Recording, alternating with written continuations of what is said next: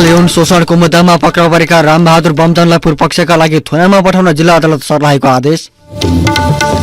भारत सरकारले साना परियोजनामा 20 करोड रुपियाँसम्म अनुदान दिने सम्झौतालाई लिएर विवाद उत्पन्न, स्वीकृति लिनुपर्ने लगायत प्रावधान भएको अर्थ मन्त्रालयको भनाई। बलात्कार अभियोगमा 8 वर्षको जेल सजाय तोकिएपछि क्रिकेटर सन्दीप लामिछाने निलम्बित, पीडित किशोरीको तस्बिर सार्वजनिक भएपछि साइबर ब्युरोमा उजुरी दर्ता। बंगलादेशमा शेख हसिना लगातार चौथो पटक प्रधानमन्त्रीमा नियुक्त, ताइवानको निर्वाचनमा हस्तक्षेप नगर्न अमेरिकालाई चीनको आग्रह। र राष्ट्रिय पुरुष भलिबल प्रतियोगिताको उपाधि पुलिस क्लबलाई फाइनलमा एपीएफ 3-1 को सेटमा पराजित। नमस्कार, कान्तिपुर डायरीका साथमा साथी असिम र म नवीन। समाचार अब विस्तारमा। बाल यौन शोषणको मुद्दामा पक्राउ परेका रामबहादुर बमजनलाई जिल्ला अदालत सर्लाहीले पूर्वपक्षको लागि थुनामा पठाउने आदेश दिएको छ। जिल्ला न्यायाधीश विष्णुप्रसाद रेग्मीको इजलासले बमजनलाई थुनामा पठाउने आदेश दिएको हो। सर्लाहीमा स्थान अभाव भएकाले बमजनलाई आजै महोत्तरी पठाइएको सर्लाही अदालतका श्रेष्ठदार सदन अधिकारीले जानकारी दिनुभयो। बमजनलाई थुनामा पठाउने आदेश माग गर्दै जिल्ला न्यायाधिवक्ता कैलाश दाहालले बहस गर्नुभएको थियो भने बमजनको पक्षबाट 5 जना कानून व्यवसायीले बहस गरेका थिए। दुवै पक्षको बहस सकिएपछि रेग्मीको इजलासले बमजनलाई पूर्वपक्षको लागि थुनामा पठाउने आदेश दिएको हो। काठमाडौँबाट स्थलमार्ग भएर सर्लाही लगिएका अभियुक्त बमजनलाई प्रहरीले पहिले सरकारी वकिलको कार्यालय लगेको थियो। सर्लाहीको पत्थरीकोट स्थित बमजनको आश्रम स्थलमा आनी बनेर बसेकी एक बालिका जबरजस्ती करणी गरेको आरोप लगाउँदै बमजन विरुद्ध बाल यौन शोषणको मुद्दा परेको थियो। घटना भएका बेला पीडित बालिका 15 वर्षकी मात्र थिइन्। उनी 18 वर्षकी भएपछि 2076 माघ 23 गते जिल्ला प्रहरी कार्यालयमा उजुरी परेको थियो। अदालतले पक्राउ गर्न अनुमति दिएपछि फरार भएका बमजनलाई केन्द्रीय अनुसन्धान ब्युरो सीआईबीले 4 वर्षपछि अस्ति मंगलबार राति काठमाडौँको बुढानीलकण्ठबाट पक्राउ गरेको थियो।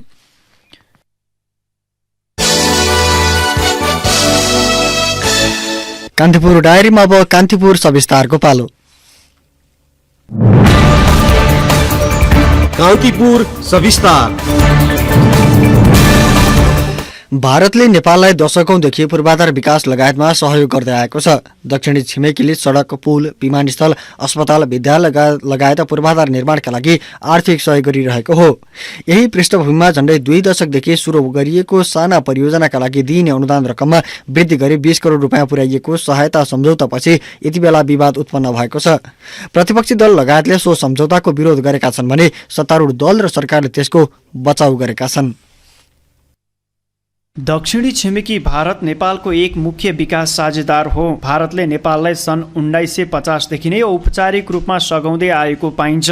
भारत सरकारले सडक, पुल, अस्पताल, स्वास्थ्य चौकी, विद्यालय लगायत पूर्वाधार निर्माणमा सहयोग गर्दै आएको छ। सन् 1951 मा नेपाल र भारतको सहकार्यमा काठमाडौँ स्थित गौचर एयरपोर्ट निर्माणबाट विकासको साझेदारी सुरुवात भएको थियो। ठूला परियोजनामा सहयोग गर्दै आएको भारतले पहिलो पटक सन् 2003 नोभेम्बर 7 अर्थात् 2060 साल कार्तिक 21 देखि साना विकास परियोजनामा लगानी गर्ने सम्झौता गरेको थियो। राजाको प्रत्यक्ष शासनकालमा तत्कालीन प्रधानमन्त्री सूर्यबहादुर थापाको पालामा भारतीय दूतावासले 3 करोड रुपैयाँसम्म परियोजनामा लगानी गर्न पाउने व्यवस्थाको लागि सम्झौता भएको थियो। तर अहिले 20 करोड रुपैयाँसम्म लगानी गर्न पाउने सम्झौतापछि यो विषय विवादमा फसिरहेको छ। समुदाय स्तरमा सिधै 3 करोड लगानी गर्ने गरेकोमा 2065 साल साउन 22 गते साना विकास परियोजनाहरूको सम्झौतालाई नवीकरण गरी 5 करोड रुपैयाँको सीमा तोकिएको थियो। सन् 2023 अगस्त 9 अर्थात् 2080 साउन 24 मा उच्च प्रभावयुक्त सामुदायिक विकास अनुदानको रकममा 5 करोडको सीमालाई बढाएर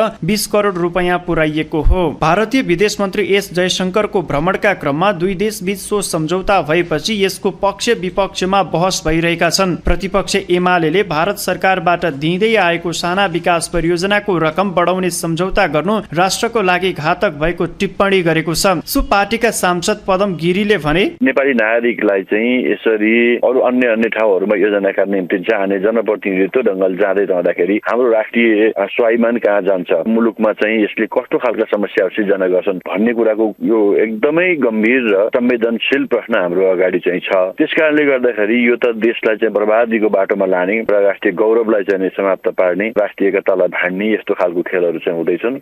यता सत्तारूढ दलले भने भारत सरकारले 20 करोड रुपैयाँ अनुदान दिने विषयमा अनावश्यक विवाद भइरहेको बताएका छन्। विगतदेखि कायम रहेको व्यवस्था अनुसार सम्झौता भएकाले रकमको सीमालाई लिएर विवाद गर्न आवश्यक नभएको माओवादी केन्द्रका सांसद माधव सापकोटाको भनाइ छ। उनले भने हुन त वान डोर सिस्टम र डाइरेक्ट G2G भएको भए नै राम्रो हुन्थ्यो। थोरै पैसा लिँदा एउटा प्रकारको व्याख्या, धेरै लिँदा अर्को व्याख्या भन्ने त हुँदैन यसमा। किनभने सैद्धान्तिक रूपमा चाहिँ हामीले भारत सरकारले अनौपचारिक रूपमा सिधै परियोजना छनौट गरेर जे गर्ने नीतिगत रूपमा व्यवस्था गरियो। अब कि त नीतिगत रूपमा त्यसलाई नै करेक्सन गर्न पर्यो। नीतिगत रूपमा त्यो करेक्सन नगर्ने हुने हुँदा कति करोडका आयोजना भयो भन्ने कुरा चाहिँ मुख्य कुरा हो जस्तो मलाई लाग्दैन। भारत सरकारद्वारा 2060 सालदेखि साना विकास परियोजना अनुसार चल्दै आएको योजनालाई नाम परिवर्तन गरी उच्च प्रभावयुक्त सामुदायिक विकास अनुदानको नामकरण गरेसँगै रकम बढाइएको हो। सरकारी अधिकारीले भने सो अनुदान भारतीय दूतावासले सिधै परिचालन गर्न नसक्ने र त्यसका लागि विभिन्न तहमा प्रक्रिया अवलम्बन गर्नुपर्ने धारणा राखेका छन्। अर्थ मन्त्रालयका प्रवक्ता धनीराम शर्मा भन्छन्, एनजिओजहरूले पनि क्षेत्र मन्त्रालयको सहमति लिएर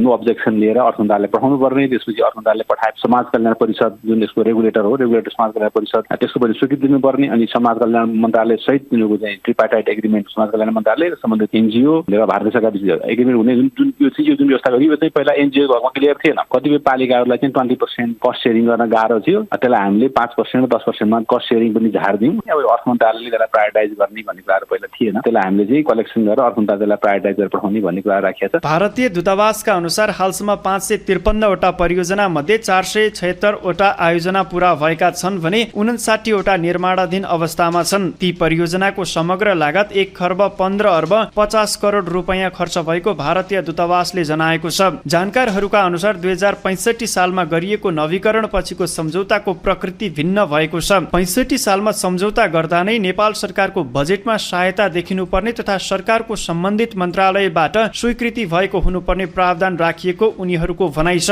पूर्व अर्थ सचिव रामेश्वर खनालले भने, त्यो 5 करोड हुनुभन्दा अगाडि चाहिँ सम्झौताको प्रकृति फरक। सुरुमा जुन बेलामा सम्झौता भयो त्यो बेलामा 3 करोडको रकमको सीमा थियो र त्यो चाहिँ गैर बजेट र गैर ट्रेजरी भन्नाले नेपाल सरकारको कोषमा पैसा नआउने प्रकृतिको अनुदान सहायता थियो। सिधै राजदूतावासले स्वीकृत गर्थ्यो। 5 करोड पुर्याइयो। त्यो बेलामा 2वटा संशोधन गरियो। एउटा नेपाल सरकारको बजेटमा त्यो सहायता देखिनुपर्ने भन्ने एउटा, भारतीय राजदूतावासले सिधै स्वीकृत गर्ने होइन, नेपाल सरकारको सम्बन्धित मन्त्रालयबाट स्वीकृत भएको कार्यक्रम अथवा आयोजनामा मात्रै अर्थ मन्त्रालयको सिफारिसमा भारतीय दूतावासले काम गर्न स्वीकृति दिने, त्यसपछि त्यसको पेमेन्ट गर्ने काम चाहिँ भारतीय दूतावासले गर्ने हो। यो चाहिँ यस्तो सहयोगलाई हामीले अन बजेट अफ ट्रेजरी भन्छौँ। हालै भएको सम्झौता अनुसार भारतको सहायतामा आयोजना निर्माण गर्न चाहने स्थानीय तह र सरकारी निकायले संघीय मामिला तथा सामान्य प्रशासन मन्त्रालय मार्फत परीक्षण गरी अर्थ मन्त्रालयमा आयोजना सिफारिस गर्नुपर्नेछ। त्यसपछि अर्थ मन्त्रालयले आयोजनाको प्राथमिकताको आधारमा सहायता परिचालनको लागि भारत सरकारलाई अनुरोध गर्ने गरी प्रक्रिया निर्धारण गर्ने व्यवस्था छ।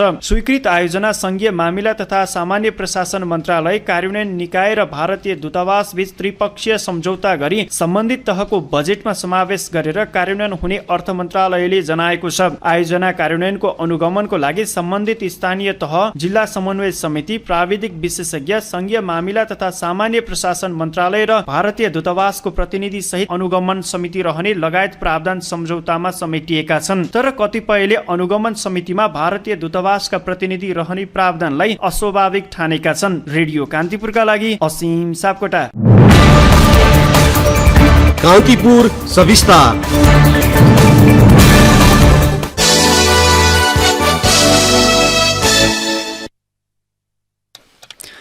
बलात्कार आरोपमा क्रिकेटर सन्दीप लामिछाने दोषी ठहर भएपछि पीडित किशोरीको तस्बिर सार्वजनिक गरेको भन्दै साइबर ब्युरोमा उजुरी दर्ता भएको छ।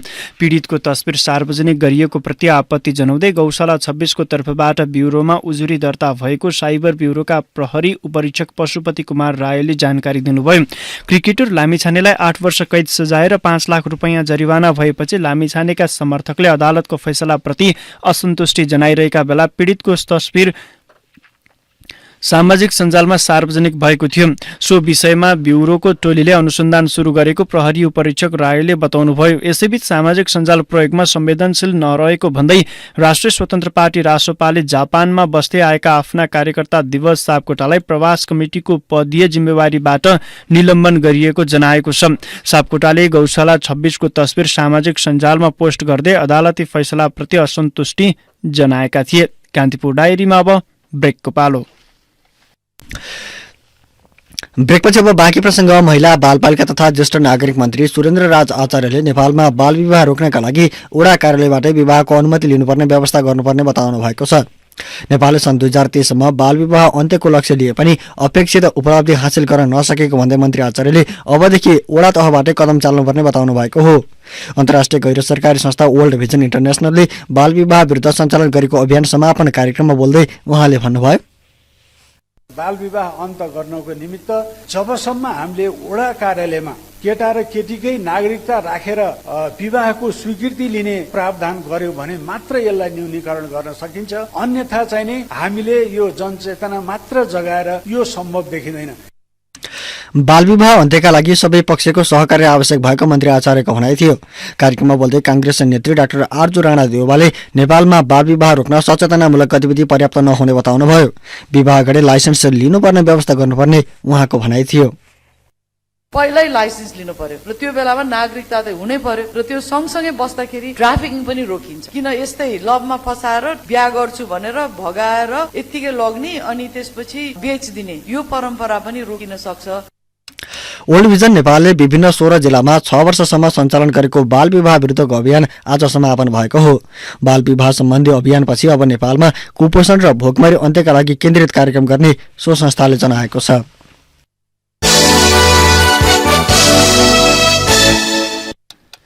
राष्ट्रिय स्वतन्त्र पार्टी रासोपाका सभापति रवि लामिछाने र नेपालका लागि चिनिया राजदूत chen सोङ बीच भेटवार्ता भएको छ। चिनिया राजदूत सोङ आज सभापति लामिछानेलाई भेट्न काठमाडौँको वनस्थली स्थित रासोपाको कार्यालय पुग्नु भएको थियो। सो भेटवार्ताको क्रममा चिनिया कम्पनीले निर्माण गरिरहेको नारायणगढ बुटवल सडक खण्डको विषयमा छलफल भएको रासोपाले जनाएको छ। सभापति लामिछानेको नेतृत्वमा रासोपाले सो सडक खण्डको निर्माण समयमै सम्पन्न गर्न दबावका लागि 3 दिने यात्रा समेत गरेको थियो। सडक निर्माण बारे राजदूतसँग छलफल भएको रासोपाका सहप्रवक्ता प्रतिभा रावलले जानकारी दिनुभयो।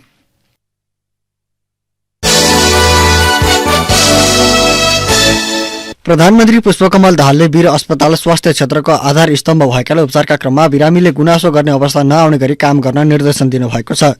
चिकित्सा विज्ञान राष्ट्रिय प्रतिष्ठान न्याम्सका पदाधिकारीसँग आज भएको छलफलमा प्रधानमन्त्री दाहालले वीर अस्पतालबाट जनतालाई प्राप्त गर्ने सेवाबाट देशको स्वास्थ्य चित्र देखिने भएकाले पनि सेवा गुणस्तरीय सुलभ हुनुपर्ने बताउनु भएको हो। वीर अस्पतालले माग गरेको स्रोत साधन उपलब्ध गराउन सरकार प्रयासरत रहेको प्रधानमन्त्री दाहालको भनाइ थियो। वीर अस्पतालले जनताले आधार अनुभूत गर्ने गरी आफ्ना सेवा उपलब्ध गराउनु पर्नेमा उहाँले जोड दिनुभयो। छलफलमा न्याम्सका उपकुलपति डाक्टर भूपेन्द्र कुमार बस्नेतले अस्पतालमा बिरामीको चाप अत्याधिक रहेको भन्दै वीर अस्पताललाई आवश्यक स्रोत साधन उपलब्ध गराउन प्रधानमन्त्री दाहालसँग आग्रह समेत गर्नुभयो।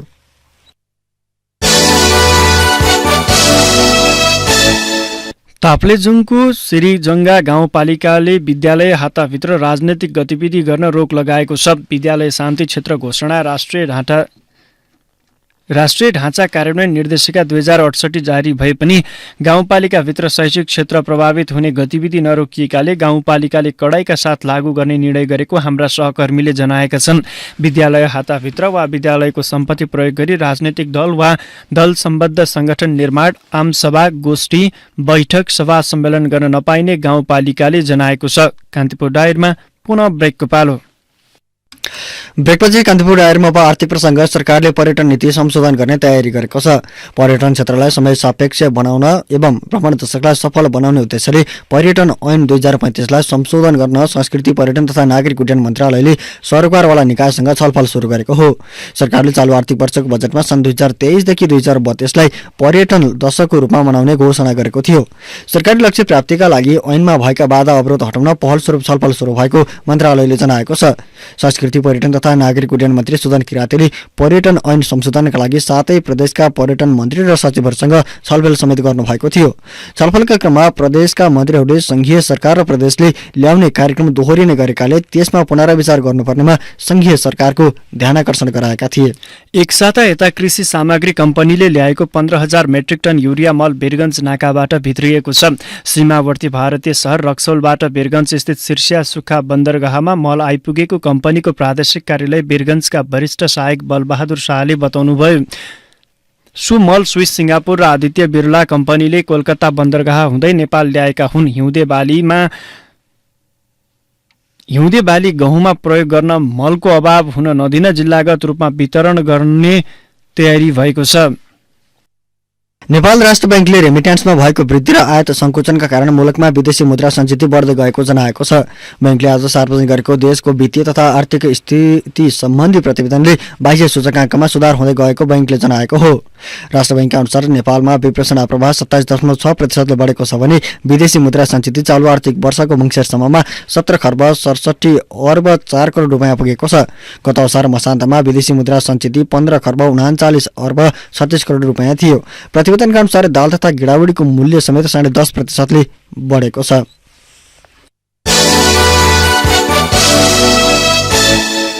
अब मुलुक बाहिरका प्रसंग। बंगलादेशको आम निर्वाचनमा अवामी लीगले बहुमत हासिल गरेपछि सो पार्टीकी नेत्री शेख हसिना चौथो पटक प्रधानमन्त्री बन्नुभएको छ। राष्ट्रपति मोहम्मद शहाबुद्दिनले हसिनालाई नयाँ प्रधानमन्त्रीको रूपमा नियुक्त गर्नुभएको हो। हसिनाको यो प्रधानमन्त्रीको रूपमा लगातार चौथो कार्यकाल हो। अवामी लीगले संसदका बहुमत सदस्यको विश्वास प्राप्त गरेकाले राष्ट्रपतिले हसिनालाई नयाँ सरकार गठनको लागि आह्वान गर्नुभएको थियो। बंगलादेशको निर्वाचन आयोगका अनुसार हसिना नेतृत्वको अवामी लीगले मात्र संसदको 300 मध्ये 222 सिट जितेको छ भने हसिना नेतृत्वको गठबन्धन 225 सिटमा विजयी भएको छ।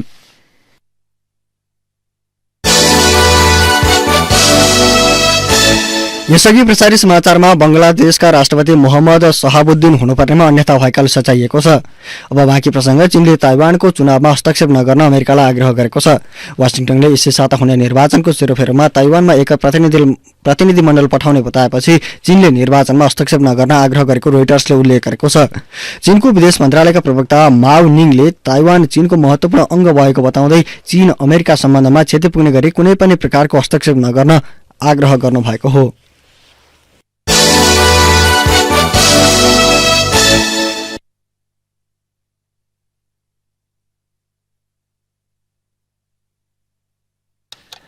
अफगानिस्तानमा 6.3 म्याग्निच्युडको शक्तिशाली भूकम्प गएको छ। भूकम्पको केन्द्रबिन्दु राजधानी काबुलबाट 241 किलोमिटर उत्तर पूर्वमा पर्ने हिन्दुकुश पर्वतीय क्षेत्रमा रहेको अफगानिस्तानको राष्ट्रिय भूकम्प विज्ञान केन्द्रलाई उद्धृत गर्दै द इन्डियन एक्सप्रेसले जनाएको छ। यो पछिल्लो 3 महिनामा अफगानिस्तानमा गएको तेस्रो ठूलो भूकम्प हो।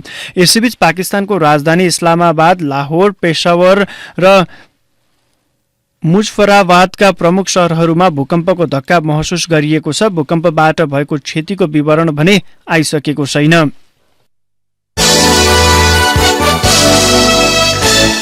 भारतीय प्रधानमन्त्री नरेन्द्र मोदी विरुद्ध मालदिप्सका 3 राज्यमन्त्रीले गरेको टिप्पणीलाई लिएर दुई देशबीच विवाद चर्किएको छ। सोही टिप्पणीका कारण 3 जना निलम्बनमा परेको बीबीसीले जनाएको छ। ती राज्यमन्त्रीहरूले भारतीय प्रधानमन्त्री मोदीलाई आतंकवादी र इजरायलको कठपुतली भएको टिप्पणी गरेका थिए। यसले दुई देशबीचको सम्बन्धमा तनाव सिर्जना गरेको अन्तर्राष्ट्रिय सञ्चार माध्यमले जनाएका छन्। दुई राष्ट्र बीचको सम्बन्ध चिसिँदा यसले मालदिप्सको पर्यटन क्षेत्रमा असर पार्ने विश्लेषण भइरहेका छन्। देशको अर्थतन्त्रको झण्डै 1/3 हिस्सा पर्यटनले ओगटेको मालदिप्सको भ्रमण गर्नेमा गत वर्ष भारतीयहरू सबैभन्दा बढी थिए।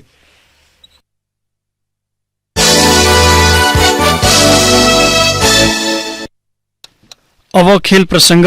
राष्ट्रिय पुरुष भलिबलको 34औं संस्करणको उपाधि विभागीय टिम नेपाल पुलिस क्लबले जितेको छ। सुर्खेतको वीरेन्द्रनगर स्थित खुल्ला मञ्चको कोर्टमा आज भएको फाइनल खेलमा पुलिसले सावेक विजेता नेपाल एपीएफ क्लबलाई 3-1 को सेटमा पराजित गर्यो। पुलिसले सुरुवाती सेट गुमाए पनि त्यसपछिका 3 सेट आफ्नो पक्षमा पार्दै उपाधि जित्न सफल भएको हो। पुलिसले एपीएफ माथि 25-22, 25-19, 25-18 र 25-23 को जित निकाल्यो। यसैबीच आजै विभागीय टिम त्रिभुवन आर्मी क्लबलाई 3-1 को सेटमा पराजित गर्दै गण्डकी प्रदेशले तेस्रो स्थान हासिल गरेको छ। गण्डकीले आर्मीमाथि 24-26, 25-22, 25-24 र 25-22 को सेटमा जित हात पार्यो। पुस 20 गतेबाट सुरु भएको प्रतियोगितामा 3 विभागीयसँगै 7 प्रदेशका गरी 10 टिम सहभागी भएका थिए।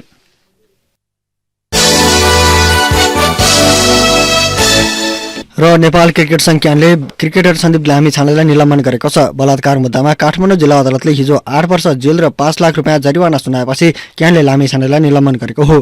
क्यानका अध्यक्ष चतुरबहादुर चन्दद्वारा जारी गरेको प्रेस विज्ञप्तिमा लामिछानेलाई घरेलु तथा अन्तर्राष्ट्रिय सबै प्रकारका क्रिकेट गतिविधिबाट निलम्बन गरिएको उल्लेख गरिएको छ। हवस् त यसका साथै कान्तिपुर डायरीका आजका सम्पूर्ण बुलेटिन यही नै सकिन्छन्। भोलि बिहान 6:30 बजे नियमित बुलेटिनका साथमा उपस्थित हुनेछौँ। तबसम्मका लागि न्युज डेस्कका सम्पूर्ण सहकर्मीसहित साथी असिम र म नवीन पनि बिदा हुन्छौँ। नमस्कार, शुभरात्रि।